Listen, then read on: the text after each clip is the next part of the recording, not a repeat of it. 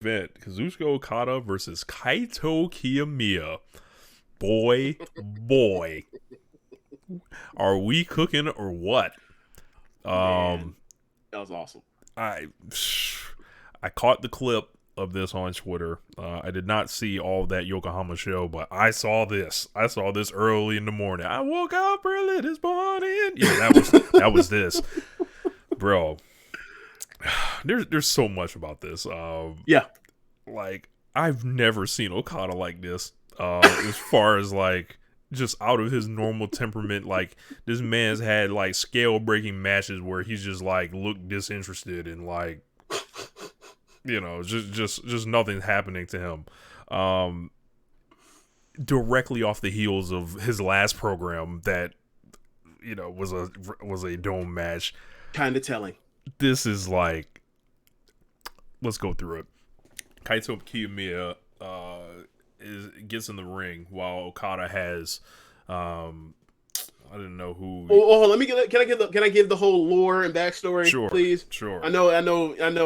You're not heavy on the lore, but Kaito Kiyomiya has long, at times, patterned himself after the Rainmaker. Right, like you go back to like 2020 or 2021, and you can see some of his gear, and obviously the color scheme's different, but like the robes are it invokes stuff of like the Rainmaker jackets or whatever else. Obviously, it's not black and purple and red. It's more silver, black, and green and gold at points. But you can see there's something there. Especially my first time I ever saw him was Cyber Fight Festival, the tag match he had against Yuki Ueno and Takeshita. So flash forward to last year's night 3 of Wrestle Kingdom. I think it was in Saitama. And they set up that match, Okada and Tanahashi versus Muto and Kiyomiya. And people talk about how like Kiyomiya is one of the match with Okada since like 2020. And then you have Okada on the other end. Don't Just give this a fucking fuck. buried. Don't give a fuck about Kiyomiya, and Dan don't give a fuck about Noah. You say we're the Olympic team. They're basically like the JV. I don't watch. I don't follow any of them. When I found out that Muto was there, I was like, Muto's there, really? Like, just fucking buried the whole promotion, right? And the match, the way the match played out, like the person that dies needs to pin is Kiyomiya, and Muto carries him off. And then over the past year, it's been about reinventing. It's about the rise of Kiyomiya, like from that failure to, then be able to be the person to actually put away Muto. Then put away, he's more or less slaying drags of his past, like, and also slaying Kino, and then beat him in the rematch at Budokan Hall just recently. So now we get to the point where they have this tag match, and it's like it reminds me a lot in ways of like the beginning of the Moxley and Anna Page stuff, where like you have this top star that's at the top of the food chain, this big league, and this dude that's below him, and we all recognize below him, but like he's being disrespectful in a way, like he's calling him a kid in a way.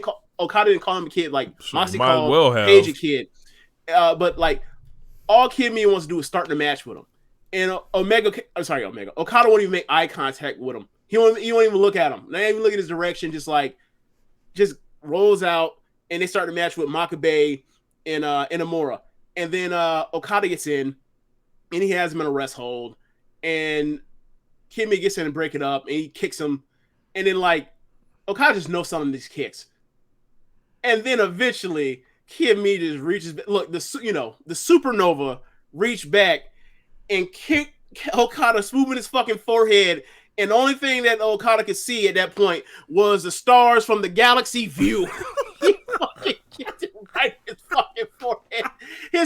His forehead swells up like a golf ball's in the middle of his forehead. Kid Mia then goes back to the apron. Okada gets up and he fucking just bull rushes Kimmy on the apron. Kimmy back bumps and hits the barricade.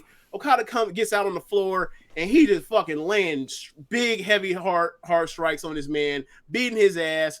And then it goes back and forth with them taking turns beating each other's ass after Also, one of them lets off steam and the next one gets ultra held back, speed, another one gets up and comes back. It was awesome. Ultra speed, ultra anger in this, ultra Yes. emotion. This looks like, you know, This was like the best pull apart brawl. Go ahead. Okada is like, all right. It's just this young punk is trying to try me. That's all this is. Like, you know, it's not necessarily like, all right, you know, and this is the time where Okada has crossed over to like where, like, it's not like a competitive rivalry here, like with Okada and Kiyomiya. Like, this isn't back in high school where they ranking on each other. You know, we used to do that in high school. This motherfucker's trying me, like, because he wants to be the next me. Right? This isn't a Jay White situation where he's just this fucking irritant or whatever. This isn't Kenny Omega where it's just athletic competition to be the best. This isn't Hiroshi Tanahashi where Okada's the person on the ascent. This isn't Tetsuya Naito where it's just like this other guy who you're still younger than or whatever that is disgruntled and everything.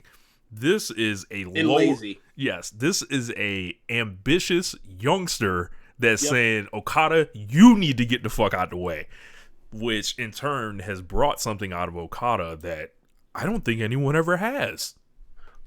I mean, if you ever seen it, once you see them in the ring together, right, and you see it's like, okay, they're two, like, classically handsome movie star looking. I'm a pretty motherfucker too. Kill me. Yeah, they're both pretty boys. They're both pretty. That's what why this thing went off in the way it did for everybody that lost their minds about it, because like it was so well done. It's probably the best pull apart big brawl thing I've seen since like the Undertaker Lesnar thing in 2015, and this is actually in the middle of a live match. Supposed to like it's not even a match, right? Like this thing got so out of control they had to throw it out, which was awesome. Like, do you see the cage match rating for this thing? I heard it was like a 9 or something, just based on it's the like angle. An 8.6 something. Like, I'm sorry, it's not a 4 and 3. It's not a near 4 3/4 star match, but like it's a super high angle. That's how much people are into this, right? They like the angle so much, they're going to pretend this actually was a match or whatever, except it's just an angle. But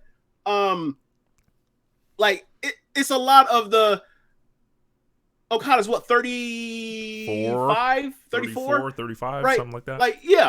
Like it's the We're definitely no longer in the front 9 of his career. We're definitely at the beginning of the back 9 of his career, right?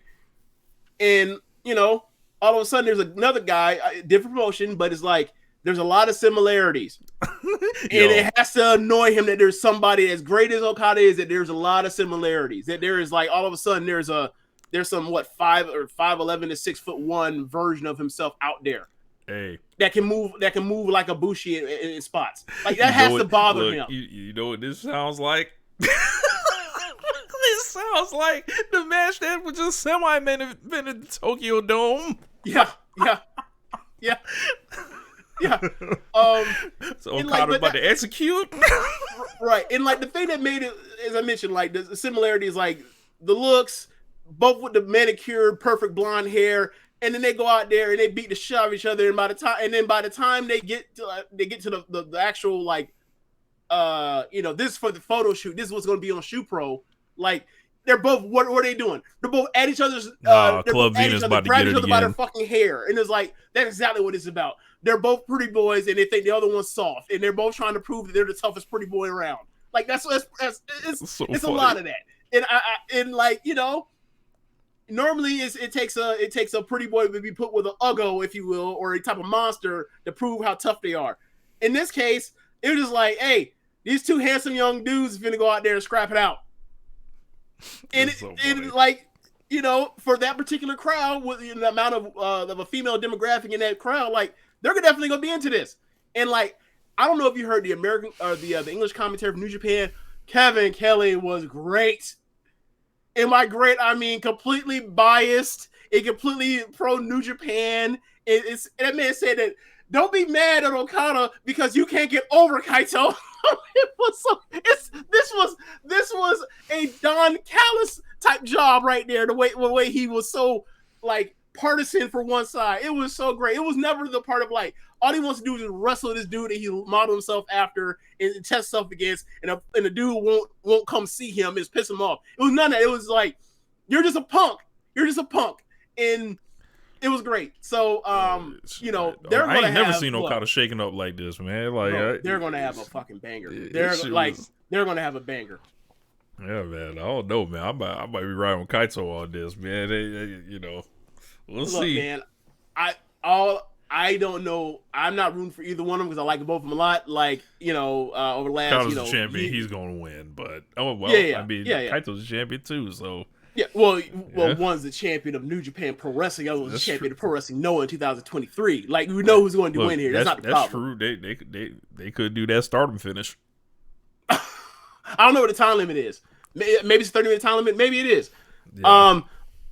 Look, I'm not against them having multiple matches this year.